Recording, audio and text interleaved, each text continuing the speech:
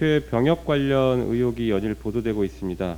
여러 의혹 중 적어도 이준석 대표가 산업기능요원으로 복무하는 중에 지원 자격이 없는 국가사업에 참여했다는 의혹은 합리적 근거가 있어 보입니다.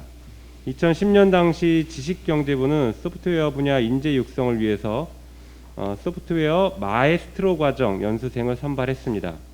해당 선발 공고에는 공고일 현재 대학교, 대학원에 재학 중인 사람만 지원할 수 있게 되어 있었습니다.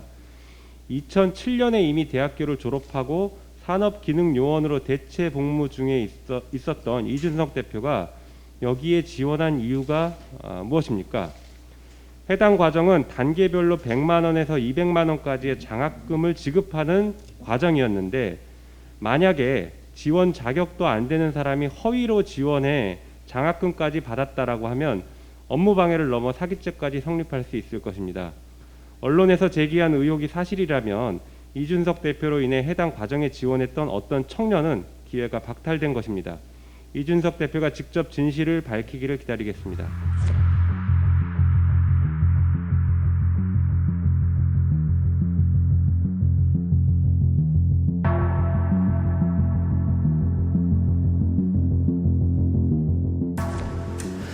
예, 안산 단원을 김남국입니다. 네, 오늘 저희 김용민 최고위원이 이준석 대표에 대해서 문제 제기를 했었는데요. 산업기능요원으로 복무를 하는 도중에 자격이 없는 국가사업에 참여했다라는 의혹을 제기를 한 겁니다. 산업기능요원으로 복무하는 동안에 지금 어떤 지식경제부에서 한다라고 하는 소프트웨어 마에스트로 이 사업 자체가 적절한지 여부를 떠나서 일종의 많은 국민들이 봤을 때에는 산업기능요원으로 근무하는 것에 더해 장학금이나 돈을 받으면서 본인이 필요한 어떤 사업에 참여했다라는 것에 대해서 형식적으로만 이걸 보더라도 굉장히 문제가 있다라고 느끼는 것 같습니다. 이제 여기에 대해서 이준석 대표가 몇 시간 전에 쓴 해명 내용을 보니까 병무청에서 아무 문제 없다라고 감사를 받았고 검찰에서도 수사를 해서 무혐의를 받았다라고 하면서 이야기를 하고 있는데요. 이게 사실은 어떻게 보면 핀트가 벗어난 답변입니다. 이 사건과 관련돼서는 두 가지 쟁점이 있다고 볼 수가 있는데요. 첫 번째는 산업기능요원으로 복무를 하면서 외부에 장학금을 받는 지식경제부 산업사업에 참여를 해서 장학금을 받을 수가 있느냐라는 게 하나 쟁점이고요. 그래서 그것이 과연 군에서 정하고 있는 이 산업기능요원에 대한 복무 규율의 위반이냐 아니냐가 한 가지 쟁점입니다. 여기에 대해서 장관님께서 확실하게 좀 그 규율 위반인지 아닌지를 좀 따져주셨으면 하는 바람이고요. 두 번째 쟁점은 지식경제부에 지원한 부분입니다. 제가 판례를 지금 하나 제시를 했는데요.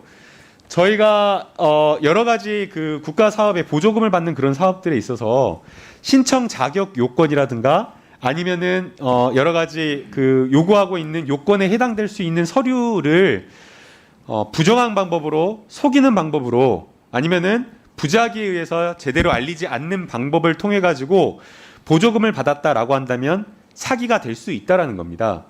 바로 오늘 그 김용민 의원이 이준석 대표에게 문제 제기를 하고 질의를 한 것은 2010년 당시에 지식경제부에서 이 소프트웨어 분야의 인재 육성을 하겠다라고 하면서 지원 자격으로 걸어 놓은 것이 대학교나 대학원에 재학 중인 사람입니다.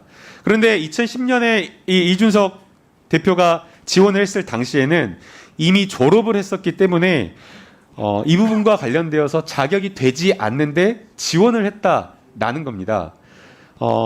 만약 지금 이제 이준석 대표는 여기에 대해서 졸업생이다라고 명기를 하면서 지원을 했다고는 하지만 지금 공고된 이 서류를 보게 되면 영수생 모집 요강에 분명하게 대학교, 대학원 재학 중인 자라고 정해져 있습니다. 그리고 또 명확하게 뭐라고 되어 있냐면요. 현재 취업 중이면서 야간 대학원 재학 중인 자는 제외한다라고 한 겁니다. 엄격하게 재학 중인 자로 제한을 하고 있고 기업에서 일하거나 이런 사람을 좀 제한하고 있는 것으로 보이는데, 그런데도 불구하고 만약 이준석 최고가 정말 졸업생으로 명기해서 뭔가를 받았다라고 한다면 이건 특혜일 수가 있는 겁니다. 그리고 만약 졸업생으로 명기하지 않고 네.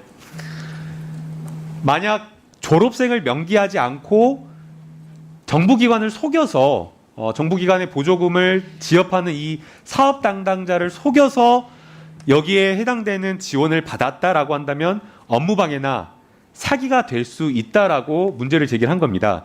그렇기 때문에 거기에 대해서 답변을 해야 되는데 쟁점을 지금 엉뚱하게 다른 이야기를 지금 하고 있기 때문에 이준석 대표가 여기에 대해서 명확한 답변을 해야 된다라고 생각이 들고요.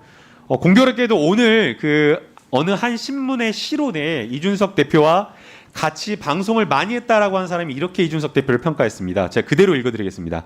말을 빙빙 돌리거나 억지 주장을 하지 않고 솔직하고 직설적으로 치고 나가 상대를 순식간에 바보로 만든 기술이 탁월한데 핀트를 교묘하게 돌려서 대화의 주제를 벗어나게 하고 본말을 전도시키는 특징을 가지고 있어 비겁한 기회주의자의 말장난으로 평가받기도 한다라는 겁니다.